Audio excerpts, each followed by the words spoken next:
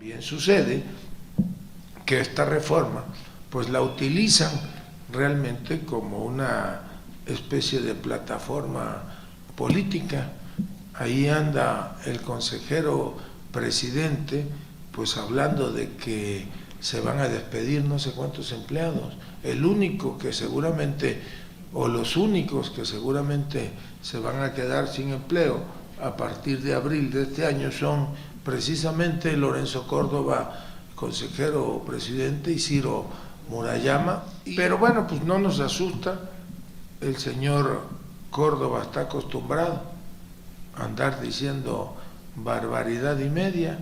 No habla de cómo los consejeros electorales, por ejemplo, les pagaban un bono de dote, ¿no? Se iban a casar y les daban un bono para que fuera más agradable la luna de miel, yo creo. ¿Qué tal, amigos? ¿Cómo están? Ya estamos otra vez con más información. Soy Eduardo Durán y te doy la bienvenida a este tu canal Punto Crítico. Antes de ir de lleno con la información, te invito a que te suscribas a este canal y a que nos dejes un buen like si es de tu agrado pues esta información. Vamos rápidamente a ver lo que sucedió. Y es que el día de ayer pues ya el presidente y este plan B reciben pues el primer revés. Y es que el Tribunal Electoral del Poder Judicial de la Federación declaran inaplicable la primera parte del plan B del presidente. Esto ya se ve a venir. Si de por sí la Suprema Corte pues está siendo presionada por Lorenzo Córdoba, ahora el tribunal, que sabemos que está del lado de los panistas, pues ya declaró inaplicable la primera parte del plan B del presidente. ¿Por qué declaran inaplicable? ¿Cuáles son las razones? Pues resulta que hay dos razones por las que dicen que no se puede aplicar. Y una de estas razones es la regla de los 90 días. ¿A qué se refiere esto?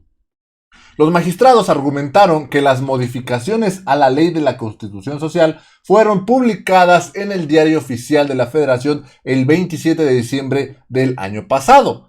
Y el proceso electoral en Coahuila inició en enero del 2023, por lo que no se cumple el plazo de 90 días. Este fue el argumento que utilizó el Tribunal Electoral para decir que no se puede aplicar, porque no tuvo un periodo de 90 días en el momento que fue publicada pues esta ley, esta reforma a las leyes secundarias o el llamado plan B del presidente. Otro de los temas fue la propaganda gubernamental.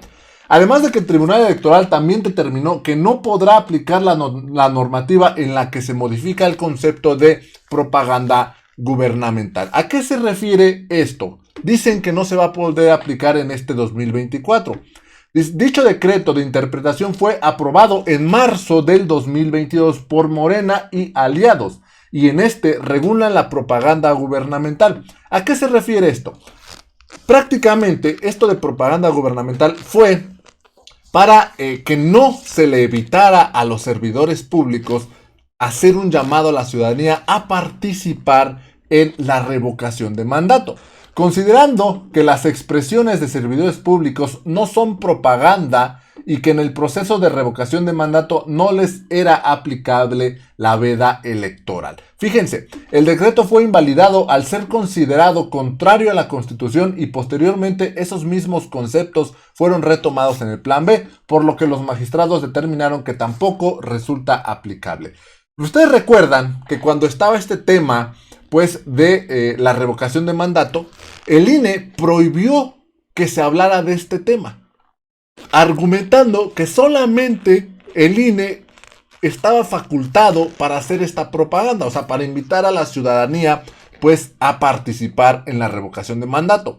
Pues, ¿qué pasó con esto? Esto fue considerado propaganda gubernamental. En 2022, en marzo, Morena pues hizo una legislación en donde llegaron a la conclusión de que los servidores públicos que invitaran a la ciudadanía a participar en la revocación de mandato no era considerado propaganda gubernamental. Esto obviamente por la veda electoral. ¿Por qué? Porque los servidores públicos no decían vota a favor o en contra. Simplemente decía sal a participar, sal a votar. Pero esto dijo el INE que no era correcto y puso este candado, prácticamente puso la mordaza a estos legisladores, a estos funcionarios de Morena, argumentando que esta era facultad del INE. Pero el INE no hizo nada, parecía que incluso escondió todo, o sea, vaya, no hizo ningún tipo de invitación, ningún tipo de propaganda para participar en la revocación de mandato. Fíjense, el día de hoy, Adán Augusto se lanzó en contra de Lorenzo Córdoba y dijo que solamente se dedica a decir barbaridad y media. Esto lo dijo en una conferencia de prensa desde Tlaxcala cuando se le preguntó por este tema de que el Tribunal Electoral ya había rechazado la primera parte del plan B del presidente. Ahí es donde Adán Augusto pues se desata, se lanza con todo en contra de Lorenzo Córdoba y le recuerda 2 que 3 cositas. Vamos rápidamente a escuchar esto que dijo el secretario de Gobernación, Adán Augusto, en esa conferencia en Tlaxcala. Miguel Hernández. Miguel Hernández, del portal de Noticias Tlaxcala. Preguntarle respecto al plan B de la reforma electoral. La oposición dice que va a interponer un recurso ante la Suprema Corte. Ahorita está en comisiones en el Senado de la República. La Secretaría de Gobernación está trabajando para que pase en el Senado de la República. Bueno, efectivamente está en comisiones, si mal no recuerdo, puntos constitucionales y en, ¿cómo se llama esta? La de legislativa, prácticas parlamentarias segunda. Esa minuta, hay que esperar que el Senado de la República termine discutiendo y votando la misma. Creo que hay mucha confusión en cuanto a la técnica legislativa, porque esta minuta ya viene con una corrección a una minuta previa que había enviado al Senado, y según, y aquí está el diputado Pablo Amílcar Sandoval, que es uno de los expertos en técnica legislativa, no nada más en la Cámara de Diputados, sino en la historia moderna del país.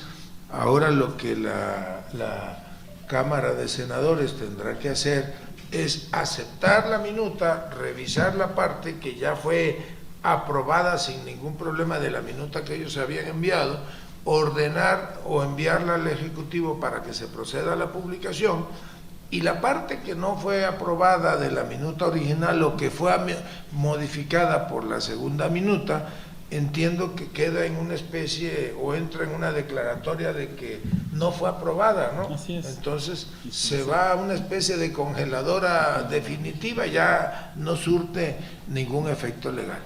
Ahora bien, pues la oposición y quienes consideren o quienes tengan alguna inconformidad jurídica con esta reforma a las leyes secundarias, pues están de su derecho de acudir a las instancias jurisdiccionales correspondientes. Alguno entiendo que ha promovido un amparo respecto a la parte de esa reforma que ya fue publicada, otros dicen que interpusieron, nosotros no tenemos mayor conocimiento de ello, una controversia constitucional.